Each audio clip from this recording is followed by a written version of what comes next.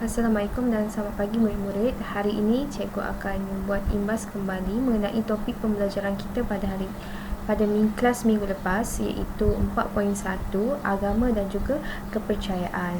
Seperti yang kamu telah pelajari dalam agama dan kepercayaan, terdapat kepercayaan awal iaitu animisme dan dinamisme, dan bagaimana penyebaran agama Hindu, Buddha dan Islam sebelum abad ke-15, dan juga perkembangan agama melalui beberapa kerajaan. Pada hari ini cikgu akan sambung ke topik seterusnya, iaitu 4.2 keunikan warisan masyarakat kerajaan alam Melayu. Sebelum kita teruskan pembelajaran pada hari ini, cikgu akan terangkan kepada kamu semua mengenai objektif pembelajaran. Di akhir pembelajaran nanti, diharapkan kamu semua boleh menghuraikan keunikan warisan kerajaan alam Melayu. Jadi pertama sekali kamu perlu ketahui apakah konsep keunikan warisan. Apa itu keunikan warisan? Keunikan warisan ini bermaksud legasi, kebijaksanaan dan keunggulan yang ditinggalkan oleh pemerintah terdahulu untuk diwarisi oleh generasi seterusnya. Ini untuk maksud bagi keunikan warisan.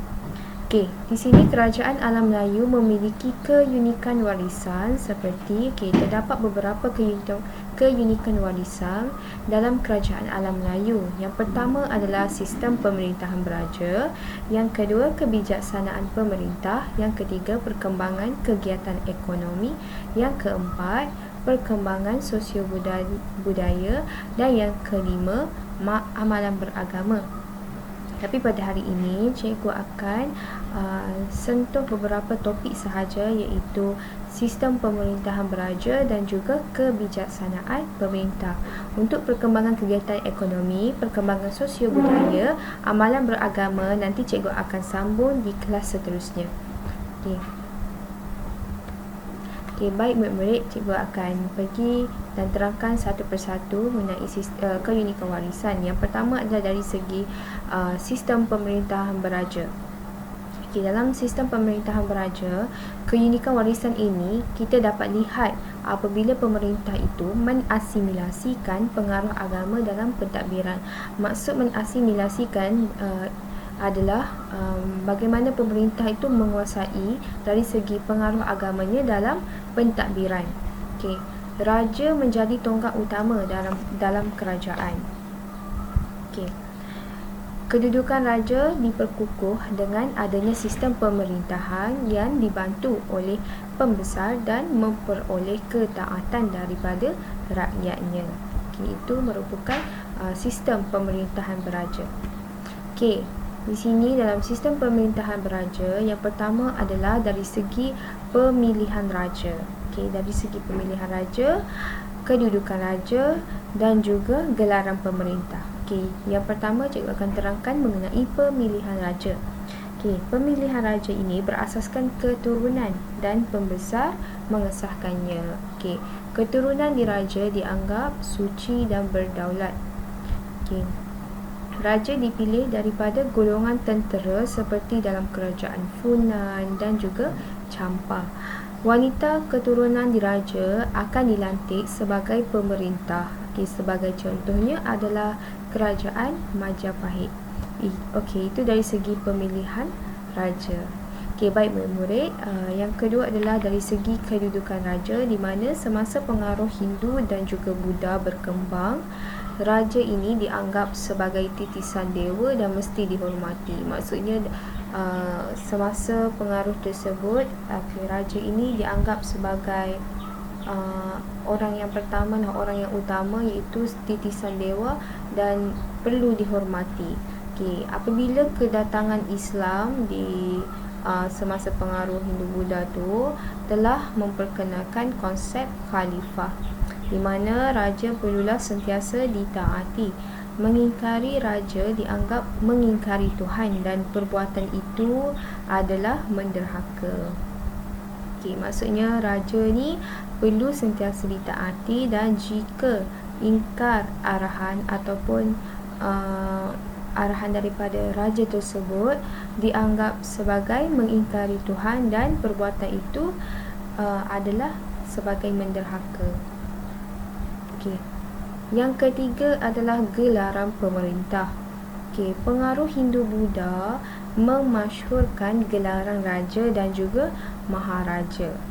Okey. Gelaran sultan diberikan semasa kedatangan Islam.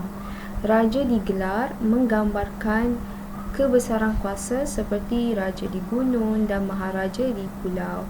Bermaksud gelaran raja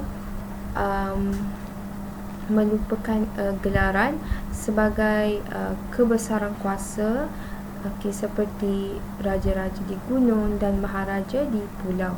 Terdapat golongan raja yang diberi gelaran mengikut identiti dan keunikan kerajaan mereka. Raja Funan, Champa, Angkor dan Sriwijaya menggunakan gelaran Sanskrit iaitu Varman. Baik murid-murid, itu untuk gelaran pemerintah. Yang kedua, cikgu akan sentuh mengenai kebijaksanaan pemerintah. Cikgu nak kamu dengar baik-baik penerangan ini. Daripada kebijaksanaan pemerintah telah dibahagikan kepada dua, iaitu yang pertama adalah memilih dan membangunkan pusat pemerintahan. Untuk memilih dan membangunkan pusat pemerintahan perlulah ada tempat ataupun lokasi yang strategik. Maksudnya lokasi yang baguslah untuk kita bangunkan pusat pemerintahan ataupun sebarang tempat lah.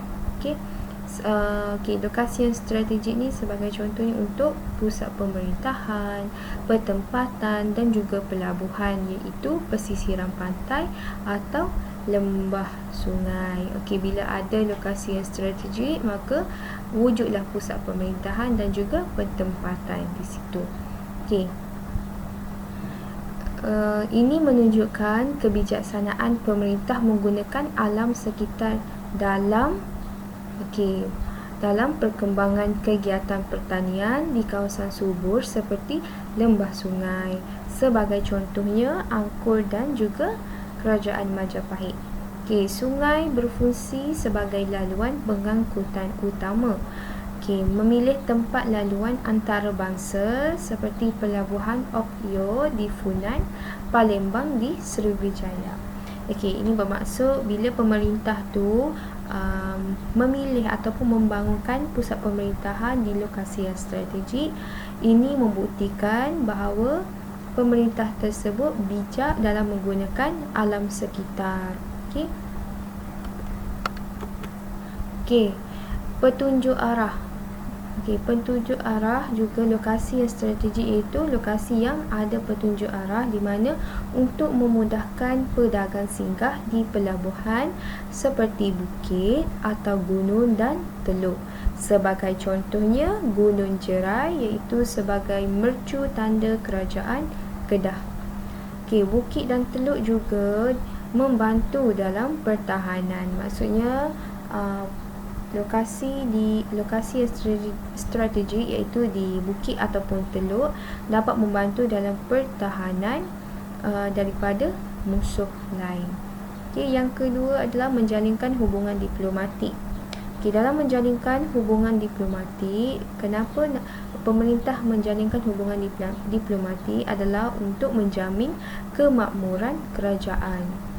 Hubungan persahabatan seperti Kerajaan Sriwijaya, iaitu mengirimkan utusan persahabatan di China pada abad ke-7.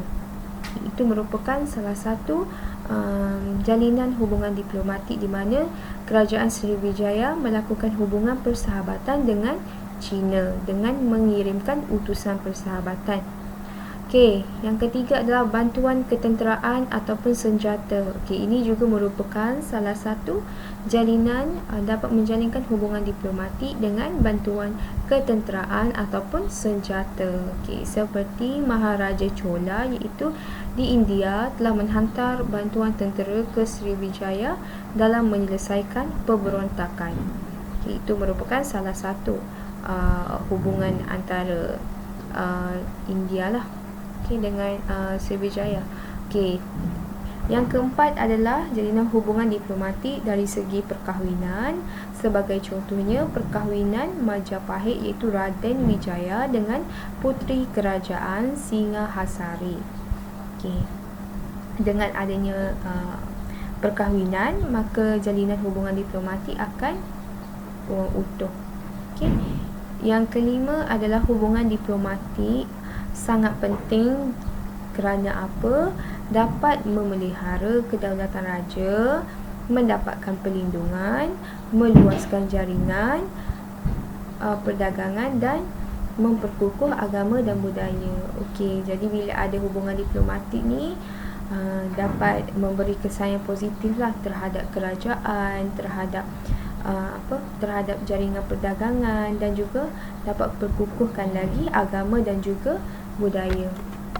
Okey, jadi murid-murid kita itu sahaja mengenai subtopik pembelajaran kita, iaitu keunikan warisan masyarakat kerajaan alam Melayu. Tetapi cikgu hanya ajar kamu semua dua sahaja, iaitu dari segi sistem pemerintahan beraja dan juga kebijaksanaan pemerintah. Okey, secara rumusannya kamu perlu tahu apa itu konsep keunikan warisan, dan kamu perlu tahu sistem pemerintahan beraja, iaitu terdiri daripada 3 dari segi pemilihan raja, kedudukan raja dan juga gelaran pemerintah. Dan yang ketiga adalah kebijaksanaan pemerintah, iaitu dari segi pemilihan, memilih dan membangunkan pusat pemerintahan dan juga menjalinkan hubungan diplomatik. Okey, baik murid-murid, itu sahaja untuk kelas kita pada hari ini. Cikgu harap kamu semua faham mengenai penerangan pada kelas kita pada hari ini, dan cikgu nak kamu semua baca buku teks muka surat 62, 63 dan 64 kerana cikgu akan terangkan pada kamu semua di kelas seterusnya. Itu sahaja. Sekian, terima kasih.